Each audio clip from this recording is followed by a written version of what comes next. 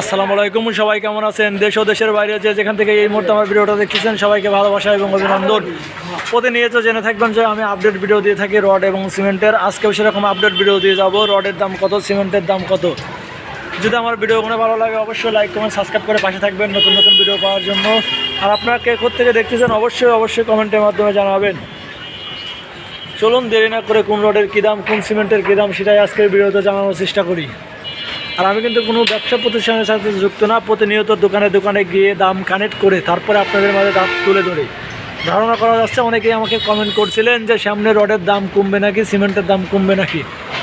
ধারণা করা যাচ্ছে রড এবং সিমেন্টের দাম সামনে আরেকটু তুলনামূলক কমতে পারে।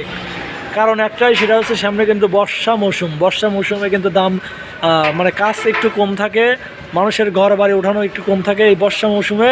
ওই সময় দাম একটু কম হয়ে থাকে তুলনামূলক। কারণ যেসব রড দেখেন এক মাস আগেও ছিল 1 লাখ টাকা, 97,000 টাকা, 95,000 টাকা, সেসব রড কিন্তু প্রায় 5,000 থেকে 4,000 টাকা করে কমেছে দাম। চলুন দেরি না করে প্রথমে জানিয়ে দেবো রডের দাম, তারপরে জানিয়ে দেবো সিমেন্টের দাম। প্রথমে রয়েছে আবুল খায়ের কোম্পানির শিরামানের শিরা রড।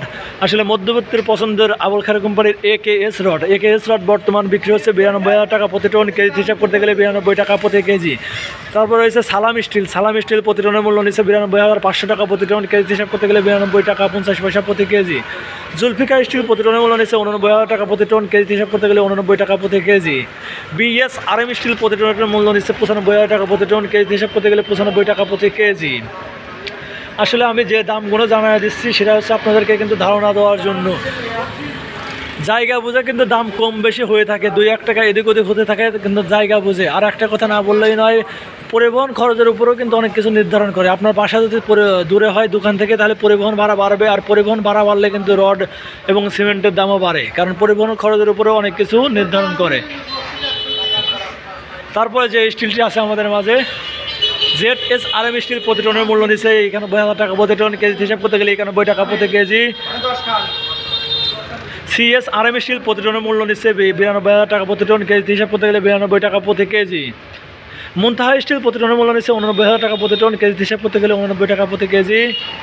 রানী স্টিল প্রতি টনের মূল্য নিচ্ছে 88,000 টাকা প্রতি টন। কেজি হিসাব করতে গেলে 88 টাকা প্রতি কেজি। ঢাকা স্টিল প্রতি টনের মূল্য নিচ্ছে 87,000 টাকা প্রতি টন। কেজি হিসাব করতে গেলে 27 টাকা প্রতি কেজি। এসব রড ছাড়াও কিন্তু বাংলাদেশে অহরহ কোম্পানি গড়ে উঠেছে। রড এবং সিমেন্টের নামে বেনামে অহরহ কোম্পানি আছে রড এবং সিমেন্টের।